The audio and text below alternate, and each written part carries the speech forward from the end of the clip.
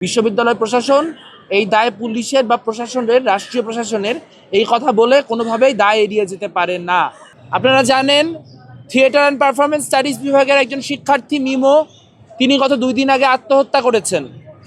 সাধারণত আত্মহত্যাকে কোনো কাঠামোগত সংকটের জায়গা থেকে বাংলাদেশে দেখা হয় না, কিন্তু মিমোর যে সুইসাইড নোট, সেই সুইসাইড নোটে এটা স্পষ্ট যে তিনি ক্ষমতার ভারসাম্যহীনতার একজন শিকার হয়েছেন।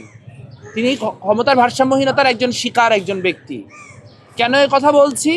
কারণ আপনারা জানেন, মানুষের মধ্যে নানান রকম ব্যক্তিগত সম্পর্ক থাকতে পারে।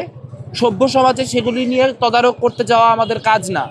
কিন্তু যখন আমরা বুঝতে পারি যে ব্যক্তিগত সম্পর্কের ডাইনামিকের ভিতরেও আসলে যে ক্ষমতার কাঠামো, সেই ক্ষমতার কাঠামো প্রভাব বিস্তার করছে, তখন আমরা মিমো হত্যাকাণ্ডের মতো ঘটনাগুলোকে দেখতে পাই।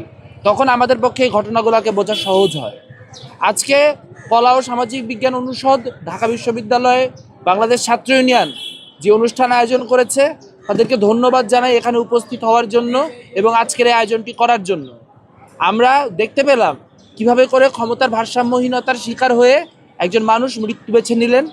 এখানে খুব স্পষ্ট করে বলতে চাই যে শিক্ষাঙ্গনে শিক্ষক এবং শিক্ষার্থীর যে সম্পর্ক, সেই সম্পর্কের ক্ষমতায় যদি এক ধরনের ভারসাম্য না আসে, তাহলে এই ধরনের হত্যাকাণ্ডগুলোকে আমরা ঠেকাতে পারবো না। তাই আমরা মিমোর যে নিহত হওয়ার ঘটনা, তাকে আজ এখানে আত্মহত্যা বলছি না, বরং কাঠামোগত হত্যাকাণ্ড হিসেবে দেখছি। এবং সেই কাঠামোগত হত্যাকাণ্ডের সর্বোচ্চ যে বিচার, সর্বোচ্চ সুষ্ঠু যে বিচার, সেই বিচারের ব্যবস্থা বিশ্ববিদ্যালয় প্রশাসনকেই করতে হবে। বিশ্ববিদ্যালয় প্রশাসন এই দায় পুলিশের বা প্রশাসনের, রাষ্ট্রীয় প্রশাসনের, এই কথা বলে কোনোভাবেই দায় এড়িয়ে যেতে পারে না।